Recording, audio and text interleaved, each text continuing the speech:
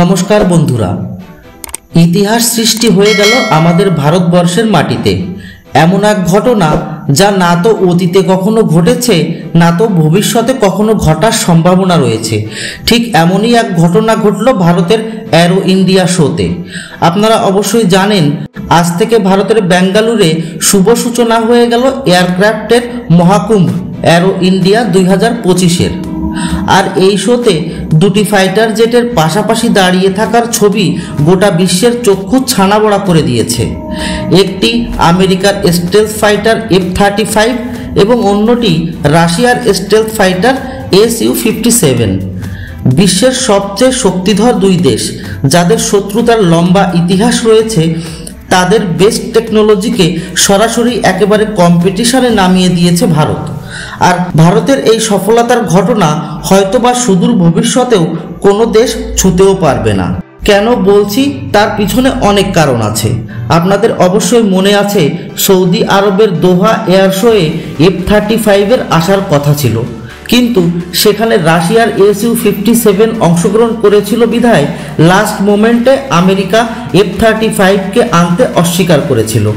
আসলে এই সব শোতে শুধু যে কলাবাজি দেখানো হয় তা নয়, এখানে প্রথমে আমাদের বায়ুসেনা প্রধানকে সমস্ত অংশগ্রহণকারী দেশের টিম তাদের নিজের ফাইটার জেট সম্পর্কে বিস্তারভাবে বর্ণনা করবেন। আর এক দেশের টিম অন্য দেশের ফাইটার জেটকে একেবারে কাছ থেকে দেখার এবং বোঝার সুযোগ পান।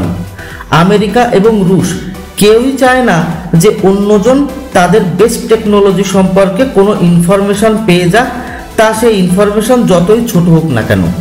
তাই তো ভারতের এই অ্যারো ইন্ডিয়া শো এর আগ পর্যন্ত বিশ্বের কোনো দেশেরই সৌভাগ্য হয়নি একসাথে এই দুই ফাইটার জেটকে দাঁড় করিয়ে তুলনা করার।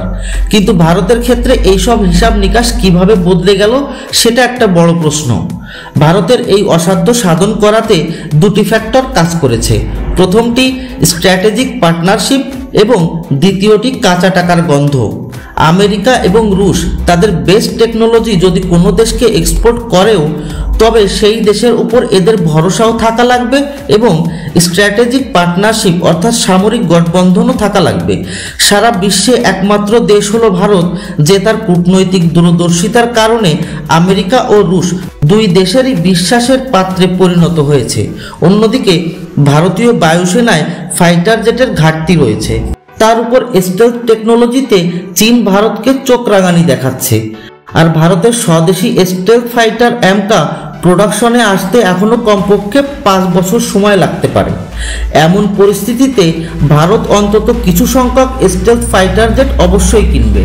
ডিফেন্স সেক্টরে অস্ত্র চুক্তি হয়ে থাকে সম্পূর্ণ নগদ অর্থে, আর এত বিশাল পরিমাণের অর্থের লোভ যে কোনো রপ্তানিকারক দেশের মাথা ঘোরানোর সামর্থ্য রাখে। তাই তো ভারতের এই বিশাল অস্ত্র বাজারকে দখল করতেই একঘাটে জল খেতে উপস্থিত হয়েছে বিশ্বের দুই চিরশত্রু দেশ আমেরিকা ও রাশিয়া। আর আমাদের কাছেও এই F-35 অথবা Su-57 ছাড়া আর কোনো অপশন নেই।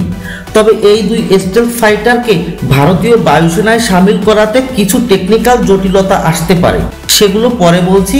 তার আগে আসুন জেনে নেওয়া যাক সক্ষমতার দিক থেকে কে কোথায় অবস্থান করছে। F-35-কে চালানোর জন্য প্রয়োজন হয় একজন পাইলটের। Su-57-কেও চালানোর জন্য দরকার পড়ে একজন পাইলটের। F-35 সিঙ্গেল ইঞ্জিনের, অন্যদিকে Su-57 ডাবল ইঞ্জিনের। F-35 এর দৈর্ঘ্য 15.7 মিটার, ডানার বিস্তার 11 মিটার। অন্যদিকে Su-57 এর দৈর্ঘ্য 20.1 মিটার, ডানার বিস্তার 14.1 মিটার। F-35 এর সর্বোচ্চ টেক অফ ওজন 29,900 কেজি। অন্যদিকে Su-57 এর সর্বোচ্চ টেক অফ ওজন 35,000 কেজি।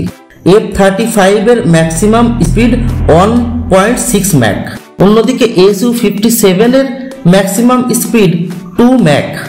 F-35 এর রেঞ্জ 2800 কিলোমিটার, মাটি থেকে 15 কিলোমিটার উচ্চতায় উড়তে সক্ষম। Su-57 এর রেঞ্জ 1250 কিলোমিটার, মাটি থেকে 20 কিলোমিটার উপরে উড়তে সক্ষম। F-35 এবং Su-57 উভয়ই 12টি হার্ড পয়েন্ট রয়েছে, 6টি ভিতরে 6টি বাইরে। F-35 ফুললি স্টেলথ অর্থাৎ 5th জেনারেশনের stealth fighter, Su-57 semi stealth অর্থাৎ 4.5 জেনারেশনের ফাইটার জেট। এই দুই ফাইটার জেটের স্পেসিফিকেশনস দেখলে একটা বিষয় ক্লিয়ার হয়ে যায় যে F-35 ফুললি স্টেলথ হওয়ার কারণে আকাশ থেকে মাটিতে স্ট্রাইক করতে বেশি পারদর্শী, ধাওয়া পাল্টা ধাওয়া অর্থাৎ ডগ ফাইটের ক্ষেত্রে কিছুটা দুর্বল। অন্যদিকে Su-57 ইঞ্জিনের কারণে ফুললি স্টেলথ না হওয়ার জন্য র্যাডারে ধরা পড়ার সংশয় থেকে যায়, কিন্তু ডগ ফাইটে এবং স্ট্রাইক এই দুই ক্ষেত্রেই সমান পারদর্শী। আর আমাদের বায়ুসেনার জন্য দরকার ফুললি স্টেলথ ফাইটার জেট, তাই ভারতের রিকোয়ারমেন্টকে একমাত্র F-35 ম্যাচ করে। আমাদের প্রধানমন্ত্রী নরেন্দ্র মোদীজি আগামীকাল আমেরিকায় যাচ্ছেন। ডোনাল্ড ট্রাম্প যেভাবে ভারতের কাছে অস্ত্র বিক্রি করতে মুখিয়ে রয়েছেন, তাতে এই ভিজিটে F-35 ডিল নিয়ে কিছু আপডেট আসবে বলেই ধারণা করা হচ্ছে। তবে F-35কে ভারতীয় বায়ুসেনায় সামিল করানোর ক্ষেত্রে কিছু প্রবলেম ফেস করা লাগতে পারে ভারতকে। F-35কে ভারতীয় বায়ুসেনার সব ধরনের সিস্টেমে ইন্টিগ্রেট করার জন্য আমেরিকার সাহায্যের দরকার পড়বে।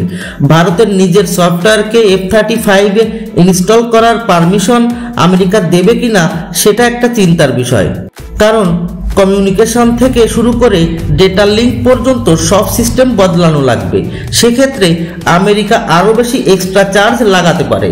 অন্যদিকে F-35কে মাঝ আকাশে রিফিউলিংয়ের জন্য বুম টাইপের রিফিউলার ব্যবহৃত হয়, যেমনটি স্ক্রিনে দেখছেন, কিন্তু ভারত তার সব ধরনের জেটে এয়ার রিফিউলিংয়ের ক্ষেত্রে প্রোভেন ডক টাইপের রিফিউলার ব্যবহার করে, যেমনটি স্ক্রিনে দেখছেন। এমন আরও কিছু সিস্টেম আছে যেগুলোর ক্ষেত্রে ভারত রাশিয়ার মধ্যে সিমিলারিটি থাকলেও ভারত আমেরিকার ক্ষেত্রে নেই। তাই ভারত যদি F-35 নেওয়ার মন বানায়, তাহলে অনেক জরুরি পরিবর্তন আনা লাগবে ভারতীয় বায়ুসেনার সিস্টেমে। এখন দেখার বিষয় এটাই যে ভারতীয় বায়ুসেনা কোন ফাইটার জেটের উপর নিজেদের ইন্টারেস্ট দেখায়। এই সব কিছু জানার পর আপনাদের কি মনে হয়, ভারত সরকার ফুললি স্টেলথ F-35-এর জটিল ডিলের দিকে হাত বাড়াবে, নাকি সেমি স্টেলথ Su-57-এর সহজ ডিলের দিকে হাত বাড়াবে? কমেন্ট করে অবশ্যই জানাবেন। আর ভিডিওটি ভালো লাগলে লাইক এবং শেয়ার করবেন, সাথে সাথে চ্যানেলটি অবশ্যই সাবস্ক্রাইব করবেন। ধন্যবাদ। জয় হিন্দ।